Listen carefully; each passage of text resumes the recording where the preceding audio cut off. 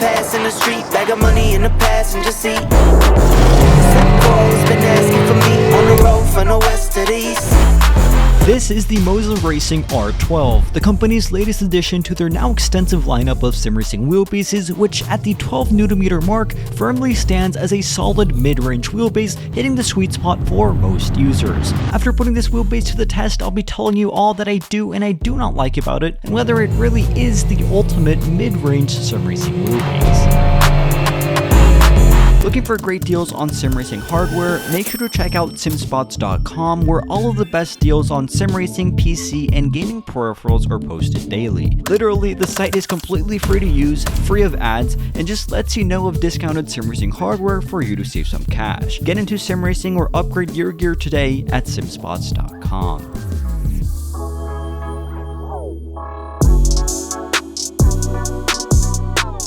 Retailing at just around the $600 mark, the R12 has firmly planted itself in the mid-range category, competing with the likes of the Simagic Alpha Midi and the newly released Club Sport TD. If you happen to be watching this video on the day that it was released, it is currently on a Black Friday sale for $560, so if you do want to purchase it, consider using my affiliate links found in the video description, as it helps me keep this channel going at zero extra cost to you. Anyways, regarding the price point, I think it's very fair for what it offers, and talking about what it offers, let's go over that now. Very small in design, the R12 is made almost entirely from aviation-grade aluminum, giving it a sturdy, strong, and a professional look. Housed inside will be the direct drive servo motor, capable of exerting up to 12Nm of peak torque with an industrial conduction slip ring. The small size factor of the R12 is a huge plus, as it will allow you to mount your monitors closer to the rim itself for a more immersive experience. This is something that I always take for granted when using larger wheelbases like the Thrustmaster T818 and having to significantly raise my screen up. Behind the wheelbase, you'll find connection ports for the USB slot, pedals, digital dash, shifter, handbrake, and emergency stop, all of which are optional and must be purchased separately. Back here, you'll also find the on and off button, which I would much rather see at the front of the wheelbase, as it's hard to reach and find. Two small holes are found atop the wheelbase. That's where you'll be able to hook up the Moza CM display, which is a neat addition not seen in competitors' offerings. As for mounting, you will only be able to hard mount this wheelbase using the 4 mounting holes found at the bottom, with no side or front mounting available. Moza may have thought this wasn't a big deal, but especially in higher end rigs, it's not uncommon at all to see many people prefer side or front mounted wheelbases. Another mounting option is available for users without a dedicated cockpit or wheel stand, and that would be the optional desk clamp, which, although I've never used, I certainly wouldn't recommend using a wheelbase with this amount of torque on a regular desk.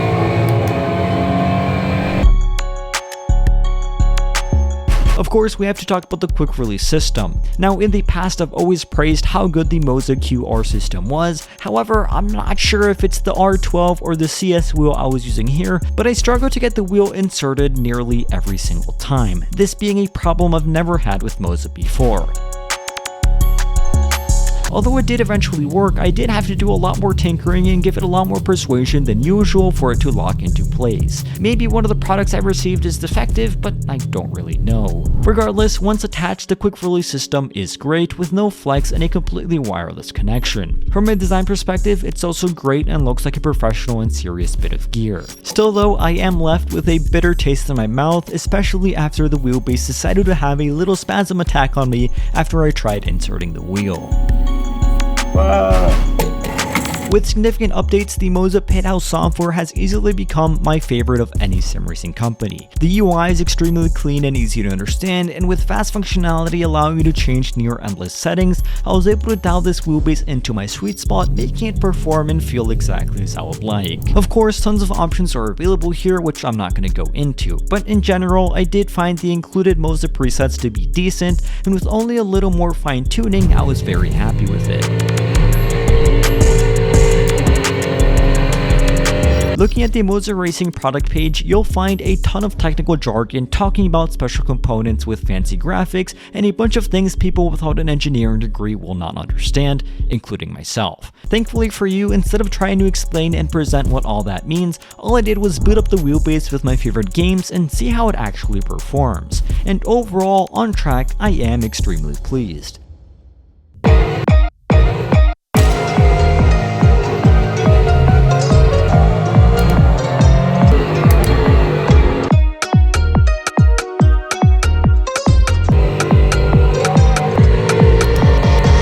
12Nm of force immediately felt significant, and maxed out would be far more than I would usually run it at. More than just being powerful, it's also quick and extremely fast to react. Any slides or minor imperfections I was able to feel and catch at the moment that they happened, and although I personally do not drift, I have seen tons of videos of people going absolutely crazy with the quick responsiveness of this wheel.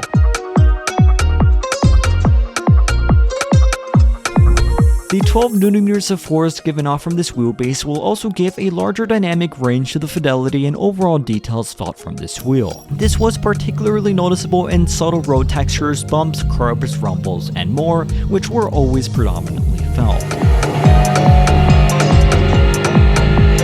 Though your wheelbase settings are subjective, I personally love feeling as much road textures and detail as possible, rather than having a very strong force feedback configuration, and this wheelbase gave me just that. Consequently, if you do want to have to fight with the forces, the 12Nm of maximum torque is very significant, and for most, plenty. The Moza R12, I'm very happy to say, was also very consistent among racing titles, with no major noticeable drops in performance among iRacing, Assetto Corsa, Dirt Rally, and ACC. In terms of the driving feel, I found the R12 excels in translating the nuances of different racing surfaces and car dynamics into tangible feedback. Whether it's the sensation of losing traction on a slippery surface in Dirt Rally, or feeling the grip levels change as you race throughout different sections of the track in Assetto Corsa, the R12 communicates these changes effectively and realistically.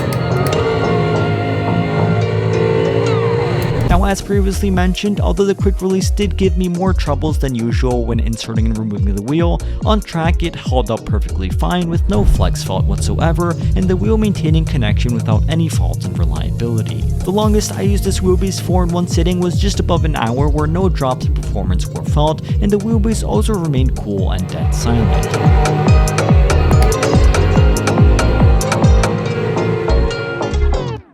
Compared to the R9, the R12 will provide not only higher peak torque, making it more powerful, but it will also have more dynamic range, making the ground effects more noticeable. And from my experience, that's certainly true, although I will be making a separate video comparing the two, along with other wheelbases, to fully and accurately convey the differences between them. The only major concern I have left with the Moza R12 will be its long-term reliability. Moza Racing is notorious for not having the cleanest track record when it comes to reliability, and with I myself experiencing issues with my R9 months down the road, only time will tell how the R12 holds up. What I can say for now is that I am extremely impressed with it, and it has come to be a huge player in the mid-range sim racing market. So to wrap up, the Moza Racing R12 emerges as a formidable player in the mid-range sim racing market, striking a balance between performance, build quality, and price. Its compact design, coupled with aviation-grade aluminum construction, offers a robust and professional feel. The 12Nm of peak torque and the innovative slip ring technology provide a realistic and unrestricted racing experience, enhancing the immersion in various sim racing titles. While the quick release system had its quirks, its overall performance once set up was also solid and reliable. Moreover, the Moza pit-out software adds another layer of customization, allowing racers to fine-tune their experience to their liking. However, the long-term reliability remains a question mark, and something I'll very much be keeping an eye on. Despite this, the R12's current performance and features make it a compelling option for those seeking a high-quality mid-range wheelbase. It stands as a testament to Moza Racing's commitment to innovation and improvement in the sim racing domain, and it will be interesting to see how it holds up over time. But for now, the Moza Racing R12 is a strong recommendation for sim racers looking for a blend of power, precision, and value. So this has been my review on the Moza Racing R12. Let me know your thoughts on it down in the comments. Remember that if you do want to purchase it, using my affiliate links will help me out at no extra cost to you. And as always, thank you all for watching, stay safe, and have a fantastic rest of your day.